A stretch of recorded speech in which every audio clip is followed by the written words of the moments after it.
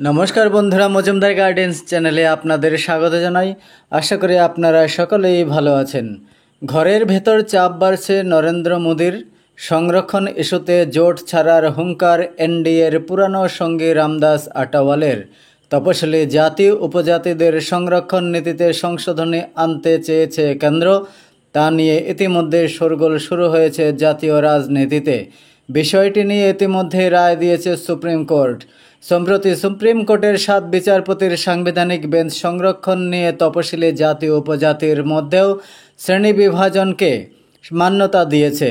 ভারতে প্রধান বিচারপতি DY চন্দ্রচূড়ের নেতৃত্বাধীন বেঞ্চ 6:1 সংখ্যাগরিষ্ঠতার ভিত্তিতে এই রায় দিয়েছে।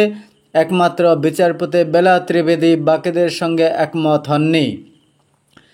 বৃহস্পতিবার এক শীর্ষ আদালতের নির্দেশ, তপশিলি জাতি উপজাতিদের মধ্যেও সংরক্ষণের জন্য পৃথক শ্রেণীবিন্যাসে প্রয়োজন রয়েছে। সম্প্রতি কোর্টের পর্যবেক্ষণ, তপশিলি জাতিভুক্তদের মধ্যেও অনেক উপশ্রেণী রয়েছে। তাদের মধ্যেও কিছু কিছু শ্রেণী আবার তুলনায় বেশি পিছিয়ে পড়া। সংরক্ষণের সুবিধা দেওয়া সত্ত্বেও এই সমস্ত সম্প্রদায়ের বিশেষ উন্নতি হয়নি। সুতরাং তপশিলি সম্প্রদায়ের মধ্যেও পিছিয়ে পড়া শ্রেণীদের সংরক্ষণের আওতায় আনার পক্ষেই রায় দেয় আদালত। আর এরপরেই মুখ খোলেন রিপাবলিক পার্টি অফ ইন্ডিয়া প্রধান রামদাস আটাওয়ালে।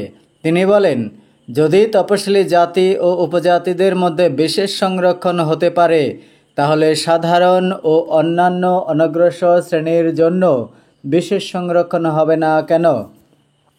আমাদের দাবি, তপশিলি সম্প্রদায়ের মতো ওবিসি বা অন্যান্য অনগ্রসর শ্রেণীর ক্ষেত্রেও উপশ্রেণী চালু করা হোক। তা না হলে আগামী দিনে কেন্দ্রের বিরোধিতা করতে পিছপা হব না আমরা। বর্তমানে এনডিএ সরকারের সামাজিক ন্যায় মন্ত্রকের দায়িত্বে রয়েছেন রামদাস আটাওয়ালে। দীর্ঘদিন ধরেই এনডিএর জোট সঙ্গে আটাওয়ালের দল RPI।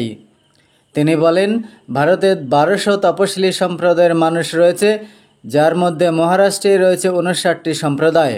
মহারাষ্ট্র সরকারের উচিত সুপ্রিম কোর্টের নির্দেশানুসারে একটি কমিটি গঠন করা এবং তপশিলি সম্প্রদায়ের মধ্যে ABCD করে শ্রেণীবিভাগ করা, যাতে প্রতিটি শ্রেণীর উন্নয়ন হয়। জোট নিয়ে ইতিমধ্যেই চাপে রয়েছে মোদী সরকার। একদিকে শুরু থেকেই বিজেপিকে চাপে রেখে এসেছে নীতিশ নাইডুর দল।